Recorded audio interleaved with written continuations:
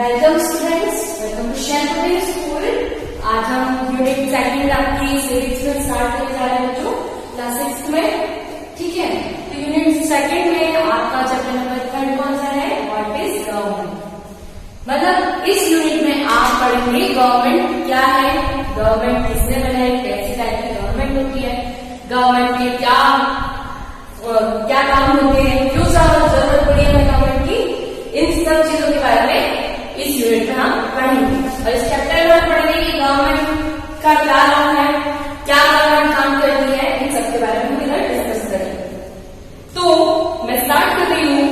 Everybody needs a government to make a decision and guide things in government. हर देश को सरकार की आवश्यकता होती है अपने डिसीजन लेने के लिए और अपनी काम करने वाले के लिए। This can be decisions about the where to build roads or schools or how to reduce the prices of onions. सबसे बेस्ट एग्जाम्पल कि सरकार है कि आज का दाम कैसे कम करेगी, इसके काम के लिए है। आपका कहाँ पे रोड बनवानी है, कहाँ पे स्कूल्स बनवाने हैं, आपके उस काम के लिए कौन डिसीजन लेती है? आपकी government. Banking had too expensive or ways to increase the supply of electricity. हमारे इलेक्ट्रिसिटी का बिल रिड्यूस करवा लेंगे, कौन सी चीज का एक्सपेंसिव, कौन सी चीज ज्यादा महंगी होती जा रही है, उसके हित में गवर्नमेंट से बोलकर हमें काम करवाना होता है कि गवर्नमेंट उसके लिए कुछ एक्शन ले। Several programs to help the poor, और कुछ ऐसे भी प्रोग्राम्स जो गरीब लोगों के हित में काम करते हैं। It does other important things such as running posters and railway services. ये बहुत सारे ऐसी सर्विसेज भी हमें प्रोवाइड करती है, जैसे कि रेलवे मान लो, हमारे पोस्टल सर्विसेज, हमारे यहाँ पे कुरियर्स वगैरह, तो ये भी सब किसके अंडर में आ रहे हैं? गवर्नमेंट के अंडर में। The government also has the job of protecting the boundaries of the country and maintaining peaceful relationship with other countries. Government का सबसे इम्पोर्टेंट काम क्या होता है कि हमारे पड़ोसी देश में, पड़ोसी देश के साथ अपने रिश्ते अच्छे बना के रखें, वहां पे हमारी बॉर्डर सिक्योरिटीज जो है, मतलब हमारी सेना जो है, वहां पे अपना काम अच्छे से कर पाए। ठीक है, it is also responsible for insure that all the citizens have enough to eat and have good health facilities. अभी हम दो चैप्टर में सबसे ज्यादा यही पढ़ते आ रहे हैं, खाना। ठीक है, तो गवर्नमेंट का ये सबसे मेन इंपॉर्टेंट चीज है कि वो हर सिटीजन को प्रॉपर खाना मिल रहा है कि नहीं, इन सब चीजों के बारे में भी हमारे पास होती, हमारी सरकार सोचती है। When there are natural disasters like tsunami or an earthquake, it is the government that reorganizes aid and assistance for the affected people. If there is a dispute or if someone has committed a crime, you find people in a court. Courts are also part of the government. जैसे कि हमारे यहाँ आपदा आ जाती है, आपदा मतलब एकदम से सूखा पड़ गया या एकदम सुनामी आ गई, अर्थक्वेक टाइप आ गया कुछ, तो उसमें भी हमें कौन सरकार रिलीफ फंड प्रोवाइड करती है। उस रिलीफ फंड से क्या होता है, लोगों की हेल्थ वगैरह, जैसे मान लीजिए कभी कुछ उनको डिसीज हो गई उस चीज के चलते, सुनामी आई, सारे घर रह गए, अब लोगों के पास रहने की जगह नहीं, तो लोगों को जगह प्रोवाइड करने के लिए, उनको खाना देने के लिए, उनकी बीमारियों से बचाने के लिए क्या गवर्नमेंट फंड करती है। ठीक है, मान लीजिए किसी ने कोई क्राइम किया है, उस क्राइम को सॉल्व करने के लिए हमारी गवर्नमेंट ने क्या बनाया है? कोर्ट बनाया है, और वो कोर्ट भी किसके अंडर में आते हैं? हमारे गवर्नमेंट के अंदर आते हैं। Perhaps you are wondering how government manages all these things and why it is necessary for them to do so. When human beings live and work together, there needs to be some amount of organization so that decisions can be made. Some rules that have to be made that apply to everyone. For example, there is a rule of control resources and protecting the territories of the country, so people can feel secure.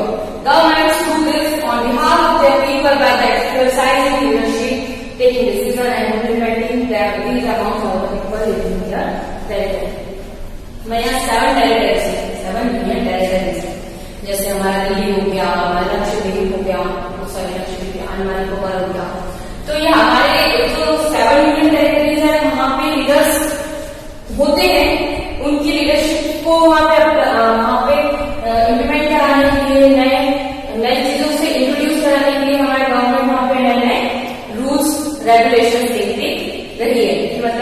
कोई नई चीजें हमें किसी भी city में कैसे implement करें। अब हम लेवल्स ऑफ गवर्नमेंट पढ़ते हैं। Now that you know that the government is responsible for so many things. हमें पता है कि हमारी गवर्नमेंट जो है वो बहुत सारी चीजों के लिए रिस्पॉन्सिबल है। कैसे? जैसे can you think of it manages to do all things. क्या आपने कभी सोचा कि गवर्नमेंट इतनी सारी चीजें कैसे मैनेज कर लेती होगी? The government works at different level. Government जो है हर एक लेवल पे काम करती है। कैसे? एट द लोकल लेवल, जैसे हम जिस सोसाइटी में रहते हैं एकदम से लोकेलिटी कहते हैं, ठीक है। Local level, at the level of the state. हम किस स्टेट में रहते हैं? मध्य प्रदेश।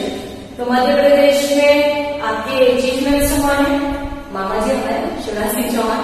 तो वहां पे उनकी सरकार हमारे पूरे राज्य को चलाने में काम करती है।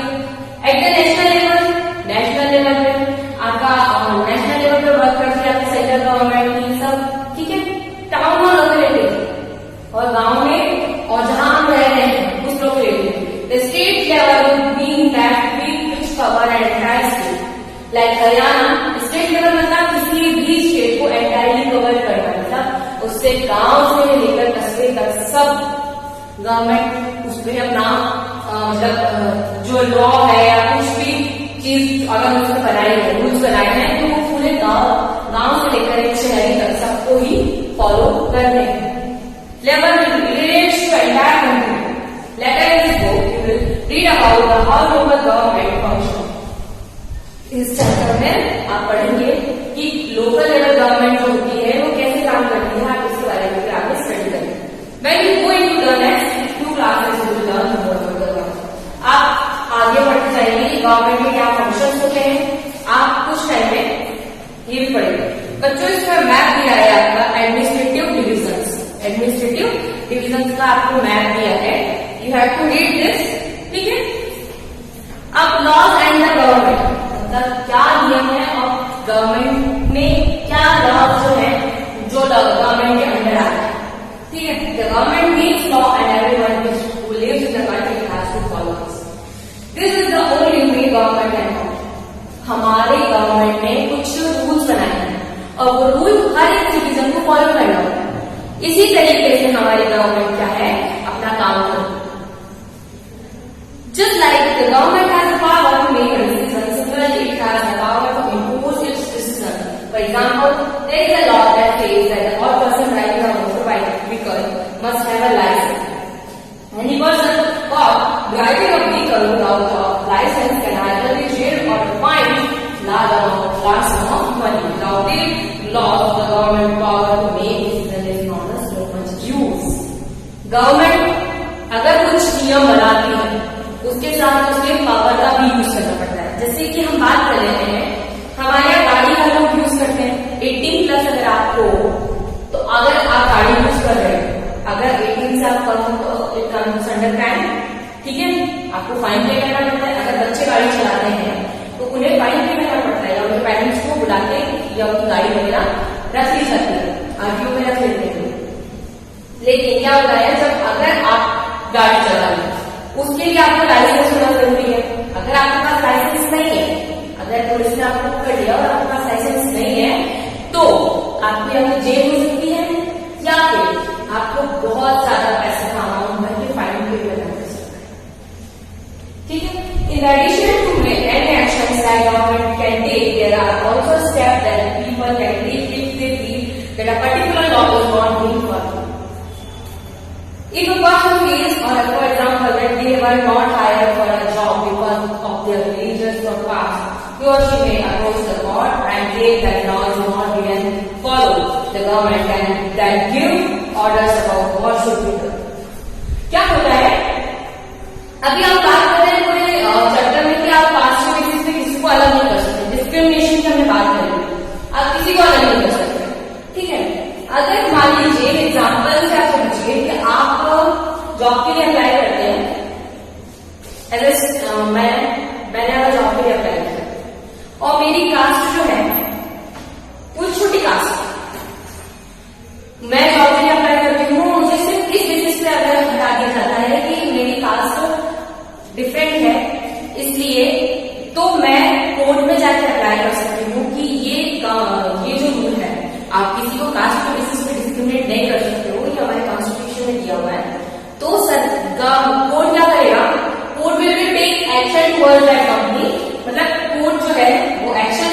कंपनी के अगेंस्ट और उस कंपनी को या फिर उस इंस्टीट्यूशन को मुझे मेरी कास्ट के बेसिस पे बिना काटने का फाइन भी पे करना होगा। यहाँ पे आपको ये computer laws and government types of government देख लेते हैं हम। Who gives the government the power to make a decision and enforce his law. किसने गवर्नमेंट को ये ताकत दी, किसने गवर्नमेंट को ये ताकत दी कि आप लॉ फॉलो करवाओ लोगों से, और अगर ना फॉलो करें तो आपको फिर फाइन करना। The answer of this question का आंसर क्या है? Depends on the type of government there is a country, there is a country. In a democracy, it is held by people who give the government its power. हमारे यहाँ democratic country है, हमारे India democratic लोकतांत्रिक देश है। यहाँ पे हम लीडर चुनते भी खुद ही हैं, और अगर हमें किसी को लीडर नहीं चुनना है, हम उसे वोट नहीं देते, तो गवर्नमेंट को ये पावर किसने दी? हम लोगों ने, बाय वे ऑफ वोटिंग। हम ये चीज चाहते हैं। Government this power. They do this through election in which they vote for a particular person and elected them. Once elected, this person forms the government. In a democracy, the government has to explain its action and defend its decision to the people. जब हम किसी को vote देके जिताते हैं, तो वो एक leader हो जाता है। उस लीडर को वो काम करवाने होते हैं जो काम उसने उसके चुनावी दौर में, जब वो चुनाव के लिए हमसे वोट मांगने आ रहा है, तब उसने वो बातें की हैं, तो उसे काम करवाना होता है। उसे पावर कौन है? हम, कि हमारी बात कहां तक पहुंचाए वो सरकार। सरकार मतलब वो भी सरकार नहीं है, जिस लीडर को हम चुन रहे हैं वो ऊपर तक हमारी बात को पहुंचाए। Another form of government is monarchy. एक फॉर्म और है गवर्नमेंट का, कौन सा? Monarchy. The monarchy king of और मोनार्ची मतलब राजा या रानी है the power to make decisions and run the government. मतलब जो राजा रानी के पास, राजा रानी सरकारें जो होती थी पहले, जो राजा रजवाड़े जो होते थे, उनके पास क्या पावर होती थी? वो खुद डिसीजन लेते थे, खुद सरकार बनाते थे। ठीक है। The monarchy may have a small group of people to decide matter, discuss matter with, but the final decision making power remains with the monarchy. लोगों के मोनार्ची में कुछ मेंबर्स होते थे जिनके पास पावर होती थी कि वो लोगों को ये बताना है कि डिसीजन सही है या गलत। अगर डिसीजन सही है या डिसीजन गलत है, उसका लास्ट डिसीजन कौन करता था? मोनार्च, मतलब ये डिसाइड करता था कि ये लॉ फॉलो होना चाहिए या नहीं। Kings and queens do not, unlike in the democracy, kings and queens do not have to explain their action or defend the decision they take. ना ही वो ये डिसीजन बताते थे कि हमने ये डिसीजन क्यों लिया और ये डिसीजन सही है या गलत, किसी को नहीं बताते। और जो उन्होंने डिसीजन ले लिया, फाइनल डिसीजन। अब बच्चों, डेमोक्रेटिक गवर्नमेंट मैं आपको कल पढ़ाऊंगी। आज के लिए इतना मैंने जितना आपको करवाया है, इतना आप रीड आउट करेंगे और इसे थोड़ा सा पढ़ के लिखेंगे। फिर मैं क्वेश्चन आंसर्स, इस बार आपका टेस्ट होगा, तो मैं क्वेश्चन आंसर्स का पीडीएफ कैसे आपको सिलेक्ट कर दूंगी, लेकिन आप क्वेश्चन आंसर्स तैयार रखें। ठीक है। Thank you guys, have a nice day.